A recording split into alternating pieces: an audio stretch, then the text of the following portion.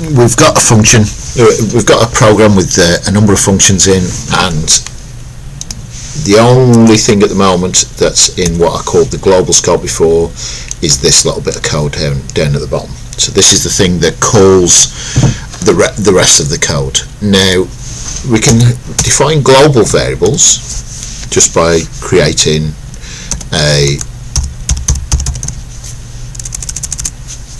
variable name and assigning a value to it. So I'm putting 1 into the variable called a number, and now this variable here, a number, is global. It's accessible anywhere in my program. So if I put print a number there and run the code, you see this, when this first line's called, it outputs the value 1, which is the value that's in there. And that's true in any of these function definitions. So if I put it into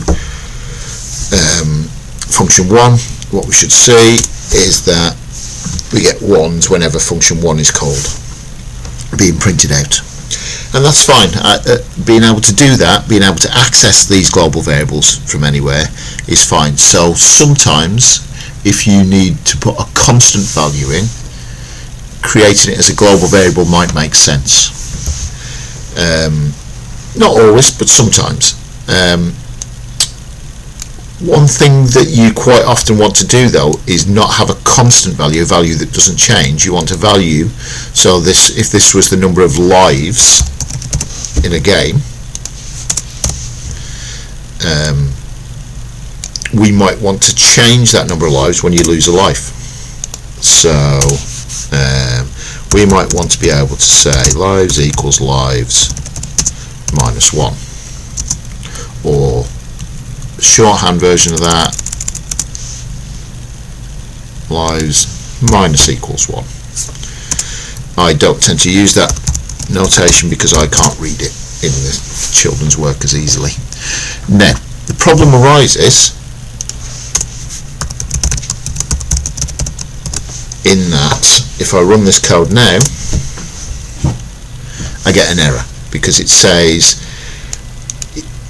we're trying to do something with something we haven't defined yet, because we're trying to write to a global variable, and it assumes that the variable we're writing to, because we're writing to it and we haven't said we want to write to a global variable, it assumes it's what's called a local variable, one that only lives inside this function. So if we wanted to change a global variable, we have to say that we want to do stuff to the global lives variable. So if I run this now, it should print out that I've got 2 lives left, which is fine. Mixing these global variables and local variables, so I could also have something that says, not that I would in here, I could say I want to create a local variable called lives, which is not the same as the global variable lives. And notice I've took the global lives expression out. So if I run this now, it'll tell me that I've got 4 lives left, because it says here's a little variable that's only true when we're inside the main function with a number that's got 5 in it. Take 1 off it, take 5 minus 1 and stick the answer into there, so that's now got 4 in it. Print out 4 and then do all the other stuff. But if I then go and do what I said not to do before, if I then print out live, so I'm actually adding some code down the bottom, it doesn't print out the one we've just printed, it prints out the number 3, which is the value that it's got from there. So that's one thing to bear in mind. So these are the local variables. Now you might be thinking, if I create this, update this, and then in function 2 I also want to print out the number of lives, you might be thinking that this is going to take the value that we've created and modified there, because this function call is inside the function. You might be thinking, well, this is going to print out the value 4 because I've changed it and then called the function. But what it actually does print out the value from the global variable, because this part only exists inside this scope here. So the scope of this function is all the bits that are indented. So all these lines here are the scope of the function, but when I jump to a different function, so when I jump to function 2, this lives here refers back to the global one. It doesn't refer to the value that's created here. So that's one aspect of global and local variables that will probably trip you up. Another thing that I've seen happen is that I've had students who misspell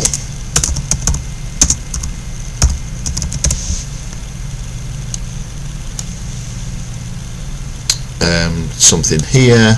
So if they misspell this one, so we create a global variable, we assign to it the value from lives minus 1, and then we print out this. We're just going to get some weirdness going on. So it's printing out 5. It creates a new variable, but doesn't realise the old variable's there, and then things get confusing. So I tend not to use global variables at all. I tend to avoid using the global keyword and having global variables, although sometimes it can make your code simpler.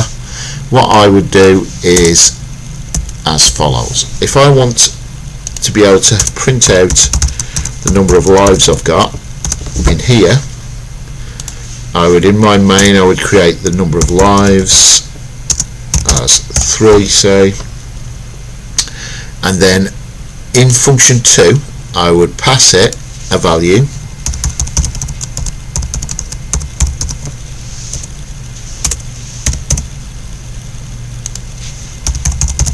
and do stuff with that value. And anytime I call function 2, because I've now added an argument here, a parameter that I need to pass in, I need to give it a value. So if I do this, it will print out a 3 for that number of lives. When I call function 2 here, I pass it the value 3 there. I could just pass it a number. I could pass 17 in, for instance, and it would print out that I've got 17 lives. But what quite often happens is you give it a variable name in here. Now, because I'm passing in the number of lives and I've got the number of lives here, I can actually call them by the same name. So I do that, it all works, but what you just need to be aware of is that this variable here refers to the argument that's passed to it there. It doesn't refer to this variable name here. It just says there's a number here inside the brackets that's being passed in. That number gets assigned to the local variable called lives there, which I'll print out here. But although these have the same name as these, they're not the same variable. They point to two different sections of memory. So when I teach this to children, to students, I tend to call this one by a different name to this one, just because otherwise they have a tendency to think they're the same thing when they're not. So that's the first thing. So another thing I might want to do is just take out some of these function calls so I haven't got so much repetition. So I might say that function 3, I'm going to change what function 3 does. So function 3 is going to take the number of lives in, and we're going to update the number of lives whenever function 3 gets called, and we're going to store the value that we change it to. So this is going to take a variable some lives, and all it's going to do is going to say that some lives is going to be the value of some lives minus 1, and then we're going to pass that value back from the function. And this value that gets passed back, this return value as it's called, gets stored into this variable here. So when we run this, we might want then right at the end of the program to print out the number of lives we now have. And what it does, when the code runs, we remember where the function definitions are. We get down to here, main gets called, we jump up here, we set the value of lives to 3, we call function 1 here, jump to function 1, print out this message, do this line of code, which is print out that, come back from function 1 to here, go to function 2, but pass it the value 3 that's in this variable now. So this value gets passed into here, which gets assigned to this local variable here. We print that out, which you see here. We do function, we print out this message, we get to the end of the code, come back from there, and then we get to this point here. So this calls function 3, so we start on the right hand side of the equal sign, we evaluate the stuff here, we work out the value of it, and then assign that value into this variable on the left hand side of the equal sign. So we pass the value 3 to the function, which gets assigned to this local variable SUMLives, this argument SUMLives, which works essentially the same as a local variable. So we then go down to here. So when we have an assignment, if there's something on the right that we know the value of, we need to do an evaluate. We need to evaluate this whole expression. So SUMLives contains 3, take 1 off it to get 2, assign the value 2 into the variable SUMLives. That's got a 2 in it, so that value gets passed back. So the return passes back the number 2 to here, assigns it into the lives variable, which is what we print out at the end here. If I don't store that value, then when I run it, although we've changed it, and although we've even returned this, it doesn't update the local variable that's in here, which is the thing that actually contains the number of lives. So that has to be assigned to in order to use the value that comes back. There's no error if we don't do something. Sometimes you want to return a value that sometimes gets used and sometimes doesn't, so we can run the code without it, but here, if we want to do something with it afterwards, we need to do that. So just make sure it works. Yes. So hopefully that makes some sense. Local and global variables, and where values are valid is a skill that you need to learn. If you don't know it already, then it's something you need to develop. And one extra thing that you may or may not be aware of with Python, some of the older programming languages, you can only ever pass one object, one value, one thing back from a function. Python is quite happy to take as many things as you want. So if I said I'm going to put SUMLives and then I'm going to have a score of 1000 coming back, I can pass 2 values back and they just get assigned to 2 things there. If I'm passing 2 things back,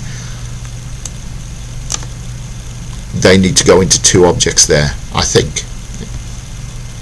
So I could print lives and then I could print score on the next line here. So I can pass multiple values back.